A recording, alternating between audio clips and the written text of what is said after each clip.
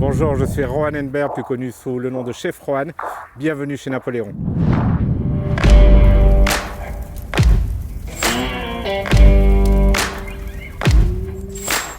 Bonjour à tous, aujourd'hui on va faire ma spécialité, les ribs au barbecue, les ribs américains comme j'ai appris à les faire à Memphis, au Tennessee, il y a déjà très longtemps. Alors j'ai choisi de faire ces ribs dans le Napoléon, le Pro 22K Leg, qui est mon barbecue à charbon de bois préféré. J'en ai un à la maison depuis 15 ans je pense. Le modèle n'a pour ainsi dire jamais changé, il n'a pas besoin de changer parce qu'il est tellement super à tout niveau. Si vous avez mon livre de recettes Smokehouse, eh bien vous allez pouvoir retrouver sur les photos la grille parce que en fait la plupart des recettes ont été réalisées sur ce barbecue, le Pro 22K Leg. Alors pourquoi ce barbecue? La première chose évidemment, la grille en fonte qui est dépliable, qui est réglable sur 3 hauteurs. J'adore le système de panier qui nous permet de régler à la fois l'entrée d'air et à la fois de récolter les cendres, super pratique. 4 pieds. Pour moi, c'est beaucoup plus stable que 3 pieds. On a ce système de ventilation en dessous de la grille à charbon que les charbons ne peuvent pas boucher en fait et donc il permet d'avoir une température toujours constante à l'intérieur du barbecue, un flux d'air permanent. Autre avantage plus pour les débutants mais qui me semble quand même vraiment important, le couvercle il est sur une charnière dite piano. Et en plus la poignée elle est décentrée, ce qui veut dire que je peux ouvrir, fermer le barbecue même en étant au-dessus de la grille sans jamais me brûler, sans jamais risquer quoi que ce soit. Et j'adore. Voilà, alors à tout niveau, la qualité du barbecue est juste exceptionnelle. C'est vraiment le barbecue que je conseille à tout le monde, en tout cas pour tous les débutants en charbon de bois.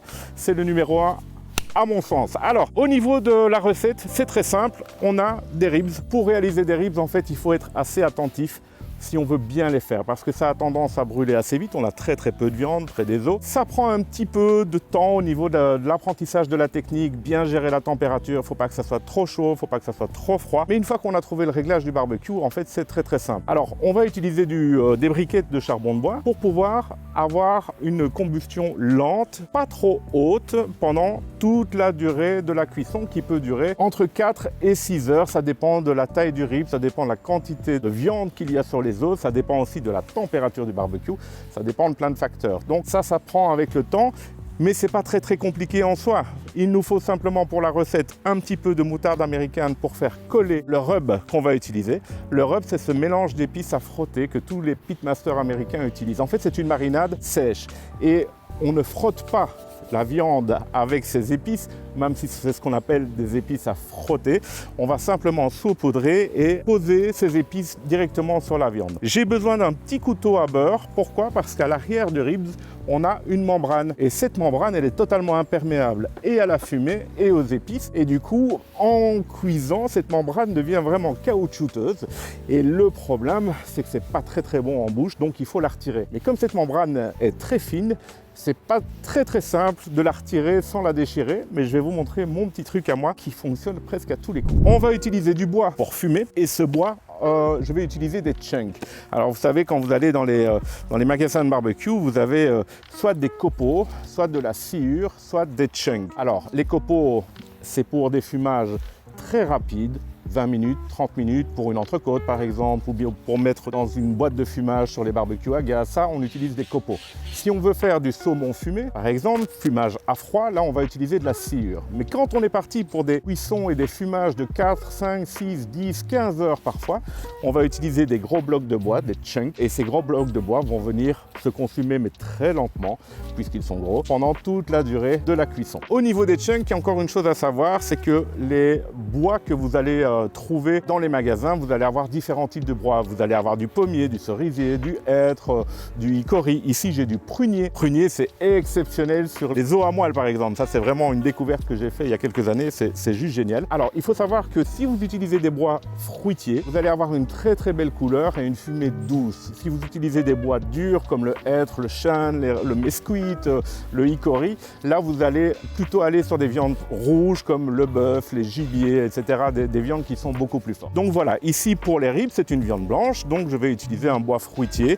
Alors j'ai du pommier, j'ai du prunier. Il faut savoir que la différence entre les différentes essences de bois n'est pas celle qu'on pense. C'est pas parce que vous allez utiliser du prunier que que la fumée va avoir un goût de prune, le pommier a un goût de pomme. Non, c'est juste une question d'intensité de fumée. C'est-à-dire que si j'utilise du prunier, je sais que je serai sur une fumée un peu plus douce, un peu plus sucrée. Mais si maintenant je mets 10 morceaux de bois dans mon barbecue, ben je vais avoir une fumée aussi forte que si je ne mettais que 3 ou 4 morceaux de chêne par exemple.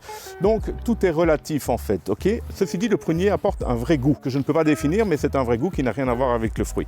Ok, alors pour des ribs, en fait, la fumée, elle va accrocher les ribs pendant les 2 premières heures. Ensuite, on va les emballer certainement, et donc là, on n'a plus besoin de fumer. Donc avec 2 ou 3 petits chunks comme ceux-ci, ça suffit amplement. Donc voici la membrane. Alors ce qu'on va essayer de faire, c'est simplement de venir glisser un couteau à beurre, donc une tête ronde, pas un couteau pointu parce que vous allez déchirer la membrane à chaque fois, entre l'os et la membrane. D'accord? Donc je vous montre. Voilà. Alors je vais lever, donc faire levier avec le couteau, toujours sans déchirer la membrane. Et une fois que j'ai fait mon levier, je vais pouvoir venir insérer mes doigts à l'intérieur, ok, et soulever cette membrane délicatement. Et une fois que j'ai réussi à passer des 2 côtés, eh bien je tire et je la retire en une fois. Alors maintenant je vais appliquer une petite couche de moutarde sur chacune, et cette couche de moutarde je vais l'étaler avec une seule main. Ça va permettre aux épices de coller. Alors une seule main, pourquoi? C'est parce qu'après je vais devoir prendre les épices avec mon autre main, et c'est pour ne pas mettre de la moutarde partout.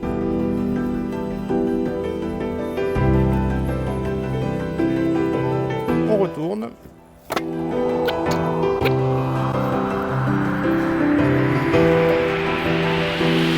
Et on va les laisser mariner pendant environ une petite heure. Certains vous conseilleront de mettre les ribs à mariner au frigo pendant toute une nuit. Eh bien non, je vous le déconseille fortement parce que le sel qu'il y a dans le mélange d'épices va réellement modifier la texture de la viande. Ça va devenir très désagréable en bouche. Donc on ne marine pas plus d'1 heure, les ribs en tout cas. Alors, je vais déposer les braises dans mon barbecue, et vous voyez le barbecue en fait, j'ai la possibilité de venir mettre des braises que d'un seul côté. Et pour les ribs, comme on est sur une cuisson lente à basse température, on va être aux alentours des 120 degrés pour la cuisson, 120 degrés à l'intérieur du barbecue évidemment, eh bien il me faut très peu de briquettes, ok, une belle poignée, ça suffit, ça ne sert à rien de mettre un tas énorme de briquettes parce que vous allez avoir une température beaucoup trop élevée à l'intérieur du barbecue. On va mettre l'équivalent d'une quinzaine de briquettes uniquement d'un côté. Si vous n'avez pas les paniers à charbon de chez Napoléon, avec ma pince, je vais arranger les briquettes pour les mettre uniquement d'un côté du barbecue. Je les range en fait simplement pour avoir une source de chaleur sur la gauche du barbecue et une zone beaucoup plus froide sur la droite du barbecue. Et c'est dans cette zone froide entre guillemets, puisqu'on va avoir quand même 120 degrés à l'intérieur, que je vais déposer mes ribs pour les cuire pendant les 2 premières heures en tout cas, sans les bouger. Alors je dépose mes 3 chunks sur mes briquettes. Avant de fermer le couvercle, je vais laisser les chunks prendre feu, simplement pour qu'ils puissent avoir un bon démarrage pour fumer pendant tout le reste, qu'ils puissent se consumer pendant tout le reste de la cuisson. Mes ribs sont marinés pendant 1 heure au frais, d'accord? Donc je vais venir les mettre dans la zone froide de mon barbecue. Hop. Alors, comme la grille du Napoléon est réglable en hauteur, je l'ai mise au maximum pour être le plus loin possible de la source de chaleur. Maintenant, je vais fermer simplement le couvercle. Maintenant, je règle l'entrée d'air de mon bol au maximum pour avoir un maximum d'oxygène qui arrive dans le barbecue. Et je vais régler la cheminée au minimum, comme ceci, voilà, pour avoir un minimum de tirage. Donc garder une température à basse aux alentours des 100, 110, 120, 130 maximum. Donc cette zone blanche est la zone parfaite pour le barbecue, pour fumer les ribs, etc. On essaie de garder l'aiguille dans cette zone-là. Si jamais la température est trop élevée, je vais fermer l'entrée d'air au minimum, non pas totalement, la fermer, la laisser juste à 1 cran, pour diminuer l'apport en oxygène et donc étouffer le feu. La seule chose, c'est qu'il va falloir veiller, laisser toujours 1/4 d'heure, 20 minutes, le temps de voir la réaction du barbecue. Ok, c'est du feu, ce sont des briquettes, c'est très chaud, ça ne réagit pas comme du gaz ou une taque à induction. Il faut vraiment le temps que le charbon réagisse à cet apport d'oxygène différent. Ok, donc tous les quarts d'heure, 20 minutes, je vais surveiller simplement ma température. Mais une fois que j'aurai une bonne température dans cette zone blanche du thermomètre, eh bien je sais que je suis parti pour 3-4 heures non-stop. Pendant toute la cuisson, après la première demi-heure, j'ai utilisé simplement un spray avec du vinaigre de cidre. Vous pouvez mélanger ça avec du jus de pomme, avec de l'eau, mais je vous conseille le vinaigre de cidre, ça marche très très bien. Et j'ai pulvérisé régulièrement mes ribs pour qu'ils soient toujours bien humides pendant la cuisson. Okay. Alors, comment est-ce que je sais que c'est le moment d'emballer? Parce que là, la température, en fait, n'a pas vraiment d'importance sur les ribs. La viande est tellement fine que c'est difficile d'aller mettre un thermomètre et que ça soit précis. À partir du moment où on voit que l'os apparaît, c'est-à-dire que la viande se rétracte, et bien simplement le ribs il est cuit. D'accord? Donc maintenant je sais que je peux l'emballer et je vais l'emballer dans du papier aluminium avec un petit peu de beurre et un petit peu de miel pour garder toujours cette humidité à l'intérieur et en même temps déjà préparer au glaçage la troisième étape du ribs. Donc je vais prendre une feuille d'aluminium, environ 1 mètre, et cette feuille je vais la doubler. Pourquoi? Parce que chez nous l'aluminium en France, l'aluminium il est très fin. Et du coup, si je ne double pas, les os des ribs vont percer l'aluminium. Et donc sur cet aluminium, je vais mettre une belle tranche de beurre. Sur ce beurre, je vais venir mettre un filet de miel. Et puis je vais mettre mon ribs côté viande sur le beurre. Et je vais simplement emballer bien fermement. Donc il faut vraiment essayer de coincer la viande à l'intérieur de l'aluminium pour qu'il n'y ait pas trop d'air. Simplement parce que si on a trop d'air, on va avoir trop de vapeur et donc on va cuire les ribs à la vapeur. On va avoir un effet cocotte qui n'est pas vraiment souhaitable ici. Et là maintenant, je viens remettre le côté viande vers le bas sur la grille.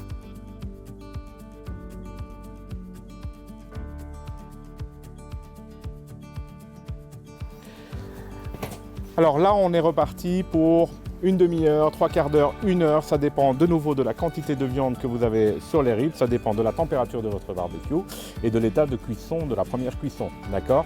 Donc moi je compte aux environs de 3/4 d'heure avant de les laquer, toujours à 120 degrés. Alors après 3/4 d'heure, mes ribs sont quasiment terminés, donc il me reste une seule petite étape. En fait, maintenant je vais les déballer. Je vais venir napper mes ribs de sauce barbecue. Il faut absolument que vous preniez une bonne sauce barbecue américaine. Moi j'utilise celle qui est la plus connue en compétition aux États-Unis, la Blues Hog, qui est juste phénoménale. Première chose, on déballe les ribs. Alors regardez. Et donc maintenant, un peu de sauce barbecue. Et on va laisser la sauce coller simplement avec la chaleur du barbecue pendant encore 10 minutes.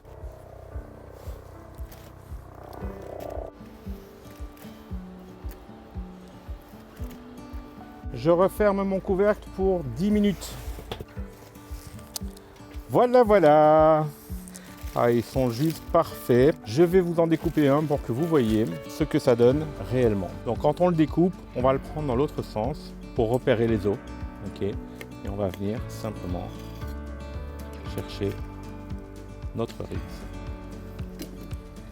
Alors ici vous avez la petite couche rosée sur le dessus qu'on appelle le smoke ring. Ça veut dire que la viande a été soumise à la fumée. Vous voyez ma viande, elle est tendre, elle est juteuse, mais elle ne se détache pas toute seule de l'os. Alors ça, c'est une chose qui est vraiment importante à comprendre, à savoir, c'est qu'aux États-Unis, en compétition, quand vous voyez sur Facebook, etc., les gens qui retirent l'os où la viande est vraiment comme de la bouillie, mais c'est une très mauvaise chose. Alors c'est peut-être très joli à voir, mais au niveau du goût, ça ne le fait pas du tout.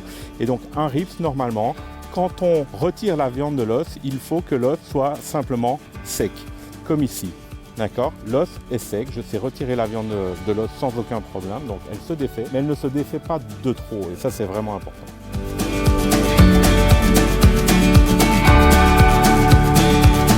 La vidéo des ribs est terminée, je vous remercie, à très bientôt pour d'autres recettes sur les Napoléons.